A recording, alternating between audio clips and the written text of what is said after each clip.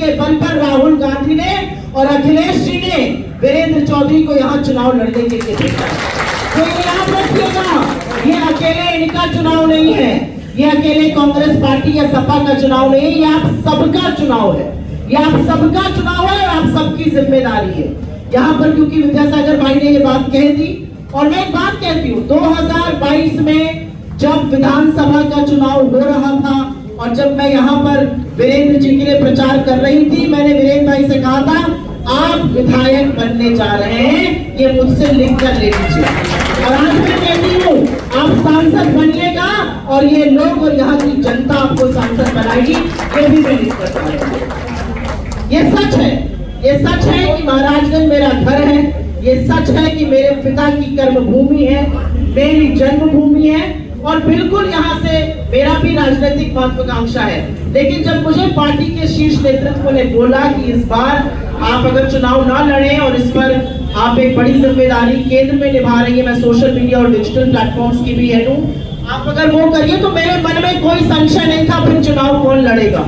मैंने पहला फोन इनको किया और कहा चुनाव आप लड़िए, जितनी मुस्तैदी से मैं लड़ती उतनी मुस्तैदी से हम सब आपके साथ खड़े रहेंगे और आपको चुनाव लड़ाएंगे। और मुझे लगता है कि जो होता है ईश्वर को जो मंजूर होता है वो अच्छा होता है। वीरेंद्र भाई यहाँ से चुने जाएं और एक 6 बार के चुने हुए अकर्मण्य सांसद यहाँ राजगंज ने मन बना लिया है। मैं एक दो बातें इसलिए करना चाहती हूँ क्योंकि वो बातें करनी जरूरी है, वो बातें इसलिए करनी जरूरी है क्योंकि जब थोड़ा मतभेद होगा, जब लगेगा कि कांग्रेस वालों को ज्यादा पूछ रहे हैं या समाजवादी लोगों को कम पूछ रहे हैं या आप वालों को नहीं पूछ रहे हैं, तो ये याद रखिएगा कि हम सब मोहब्बत वाले लोग हैं, हमारे लीडर मोहब्बत वाले हैं, हम नफरत के बाजार में मोहब्बत की दुकान खोलने वाले लोग हैं। तो ये याद रखिएगा, थोड़ा बहुत अगर इधर उधर कुछ हो जाए तो अपना समझकर माफ कर दीजिएगा और एक साथ मुट्ठी बांध के चुनाव लड़िएगा और हम जीतेंगे ये चुनाव। ये चुनाव मैंने पहले कहा कि संविधान को खत्म करने वाले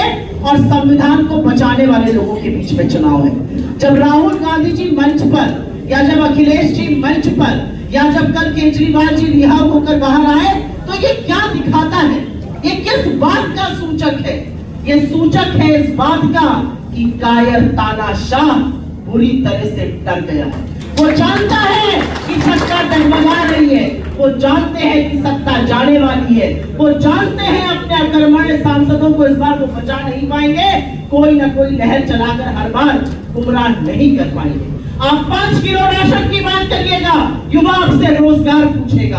आप विश्व गुरु की बात करिएगा, लोग गरीबी की बात करेंगे। आप अमेरिका की बात करिएगा, लोग आटे दही पर जीएसटी की बात करेंगे। आज लोग बेरोजगारी से, महंगाई से, आर्थिक असमानता से, गरीबी से, भुखमरी से तंग आ चुके हैं। आज किसान बदहाल है, वो कहता है ना मुझे एमएसपी मिलती है ना मेरा कर्जा माफ होता है। ये माफ करेंगे कर्जा 16 लाख करोड़ अपने मित्रों का, हम माफ करेंगे कर्जा किसानों का। ये बात करेंगे अडानी अंबानी की, हम बात करेंगे आपकी, आपके बच्चों की, आपके बच्चों के भविष्य की। ये बात करेंगे 5 किलो राशन की, हम बात करेंगे आपके बच्चों के भविष्य की, क्योंकि एक रात की रोटी आप कम खाते हैं कि बच्चे पढ़ जाएं। बच्चे पढ़ जाते हैं और उसके बाद बच्चे गाजर मूली की तरह भरकर जाते हैं, एग्जाम देते हैं, पेपर लीक हो जाता है। किसकी जिम्मेदारी है ये? और क्या होगा इन बच्चों के भविष्य का? क्यों सरकारी पद खाली है? ये बाबा साहब भीमराव अंबेडकर के संविधान को खत्म करना चाहते हैं क्योंकि ये आरक्षण के विरोधी है और आपसे नहीं अनंत से ये आरक्षण के विरोधी है। और आरक्षण क्या है? राहुल गांधी जी क्या कह रहे हैं, अखिलेश जी क्या कह रहे हैं? हम किस बात की गिनती करने को बोलते हैं? हम तो सीना ठोक के बोलते हैं, किस बात से डरते हो? गिनती क्यों नहीं करते हो? क्यों नहीं गिनती करते आप? क्यों नहीं पता चले कितने पिछड़े, कितने आदिवासी, कितने दलित, कितने गरीब सामान्य वर्ग के लोग हैं? क्यों नहीं उनके लिए नीतियां बने? मैं तो सिर्फ पिछड़े आदिवासी दलितों की बात नहीं करती हूँ, मैं तो गरीब सामान्य वर्ग की भी बात करती हूँ। क्यों नहीं उनको फायदा मिले? क्यों नहीं दलितों को, आदिवासियों को, पिछड़ों को मौका मिले पढ़ने का? क्यों वो हाशिए पर रहे? आज सवाल इस बात का है। जब राहुल गांधी जी सदन में खड़े होकर आपसे कहते हैं कि 90 IAS अधिकारी जो भारत सरकार में सचिव हैं, उसमें से सिर्फ 3 पिछड़े क्यों हैं, तो आप अपनी बात करते हैं। मोदी जी कहते हैं मैं सबसे बड़ा पिछड़ा हूँ। आपने क्या किया पिछड़ों के लिए? आप क्यों नहीं चाहते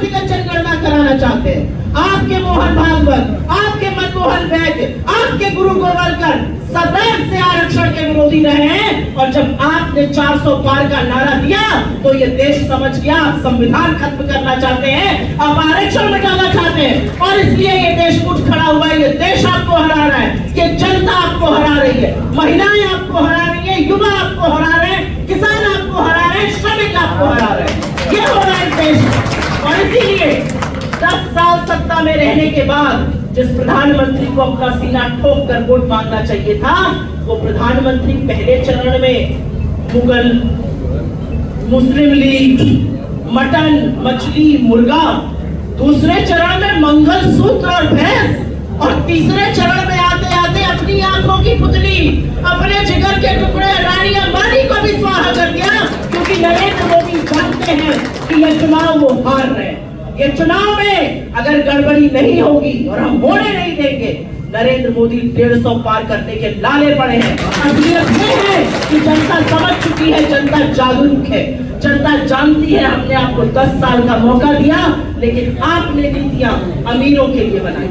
आपने महाराजगंज की जनता के लिए क्या किया?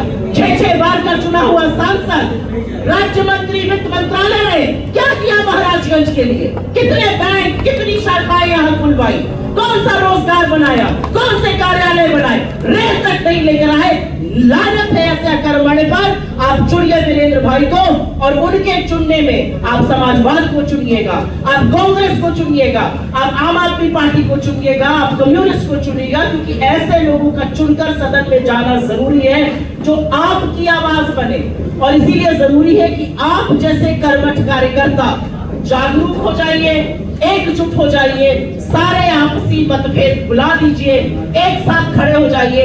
ये सिर्फ और सिर्फ आज की तारीख से 19 दिन की लड़ाई है, 480 घंटे की लड़ाई है। हर घंटा जरूरी है कि आप लोग इस देश के लिए, इस गठबंधन के लिए, इंडिया गठबंधन के लिए खड़े होइए। मैं अंतिम बात आपसे कहती हूँ, हम क्यों जीत रहे हैं? हम इसलिए जीत रहे हैं क्योंकि हम इंडिया है, और इंडिया कभी नहीं हारता। इंडिया के सामने बड़े बड़े खड़े हो जाते हैं, लेकिन इंडिया को हराने वाले की कब पैदा नहीं हुआ है, और इंडिया कभी नहीं हारता। और इसीलिए नरेंद्र मोदी इंडिया कहने से घबराते हैं। अरे आप अपनी माँ को अम्मी कहिए, अम्मा कहिए, माई कहिए, मम्मी कहिए, अपने देश को आप कुछ भी कहिए, अपने देश का नाम कौन बिगाड़ता है? इंडी गठबंधन क्या होता है जी? इंडिया का नाम लेने से कतराते हो, क्योंकि आप डरते हैं कि जब इंडिया खड़ा हो जाता है तो इंडिया के आगे बड़े बड़े हाथ जाते हैं। और इस समय इंडिया खड़ा हो चुका है, इस समय ये देश खड़ा हो चुका है, और ये देश हमसे चुनाव लड़ रहा है। मेरी आप सबसे हाथ जोड़ के गुजारिश है, 19 दिन की बात है, 480 घंटे हैं, दिन के 5-6 घंटे सोइए, लेकिन बाकी सारा वक्त अपना समर्पित करिए कैंडिडेट को जिताने में। एक विश्वास से राहुल जी ने, एक विश्वास से प्रियंका जी ने, एक विश्वास से अखिलेश जी ने, एक विश्वास से खड़गे जी ने, एक विश्वास से एक धरोहर को लेकर आगे बढ़ने का काम वीरेंद्र भाई करेंगे। इस धरोहर में, इस मिट्टी में मुलायम सिंह की यादें शामिल है, इस मिट्टी में इंदिरा गांधी की यादें शामिल है, इस मिट्टी में राजीव गांधी की शहादत शामिल है।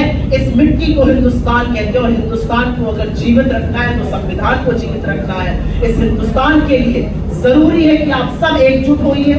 जब और जहां आप चाहेंगे, मैं पूरी तरह से आपके साथ खड़ी हूं। जैसा कि इन्होंने कहा 14 तारीख को नामांकन का जुलूस है, उसमें हमारे बड़े नेता भी आ रहे हैं, मैं उसमें बिल्कुल आऊंगी। उसके बाद मैंने ऑलरेडी इनसे कह दिया है कि चुनाव के 1 हफ्ता पहले मैं पूरे वक्त महाराजगंज में रहूंगी। अभी थोड़ी और राज्यों की जिम्मेदारी है, वो खत्म करके मैं आपके बीच रहूंगी। लेकिन मैं अपने युवा साथियों से एक बात कहूंगी, जो युवा था ना, उसके ऊपर चश्मा ज्यादा चढ़ा था मोदी का, वो चश्मा उतर गया है। और जब युवा मन बना लेता है तो वो इतिहास रचता है। वो इतिहास रचता है क्योंकि तलवारों की धारों पर इतिहास हमेशा बनता है। जिस ओर जवानी मुड़ती है उस ओर जमाना मुड़ता है। और कमर कसकर वीरेंद्र चौधरी जी को जिताइए। जहां जहां जाइए, जहां पैरवी कर सकिए, जहां वोट मांग सकिए, जहां चिरौरी करनी पड़े, जहां जी हजूरी करनी पड़े, जहां हक से वोट मांगना पड़े, आप 1 जून को हर बूथ पर तैनात रहिए, एक वोट डलवाइए, और फिर देखिए कि हम इस तानाशाही सरकार को कैसे उखाड़ फेंकेंगे। और जनता की आवाज सुनने वाली सरकार, जो आपकी आवाज सुने, उसको वहां पर बिठाएंगे। मैं बहुत माफी चाहती हूँ, यहाँ पर मेरे साथ हमारी चेयरमैन है और मैं उनका नाम नहीं ले पाई, महिला है, और मैं उनका नाम जरूर लेना चाहती हूँ, खुशनजर मंगल जी, मैं माफी चाहती हूँ। और मुझे ऐसा लगता है कि ये बाबा साहब के संविधान की ताकत है कि महाराजगंज जैसे रूरल पिछड़ी जगह में अगर एक महिला यहाँ पर बैठी है, ये संविधान की ताकत है। और इस संविधान को आपको बचाना है। एक पढ़ी लिखी महिला आपके बीच में है, ये बाबा साहब की देन है। ये उन लोगों की देन है जिन्होंने अपने प्राणों को न्यौछावर करके हिंदुस्तान की आजादी दी। ये नेहरू का देश है, ये गांधी का देश है, ये बोस का देश है, ये पटेल का देश है, ये बाबा साहब का देश है। और इस देश को हम बदलने नहीं देंगे। आपको 10 साल का मौका दिया, आपने 10 साल विकास किया, लेकिन विकास किया अपने मित्रों का। और अब हिसाब लेने का वक्त है। जनता खड़े होकर पूछ रही है, मेरे विकास का हिसाब दो। आप सब इस बार वीरेंद्र चौधरी बन जाइए, चुनाव ऐसे लड़िए कि आप सब कैंडिडेट हैं और हम जरूर जीतेंगे। बहुत बहुत धन्यवाद, आपने मेरी बात सुनी। एक बार जोर से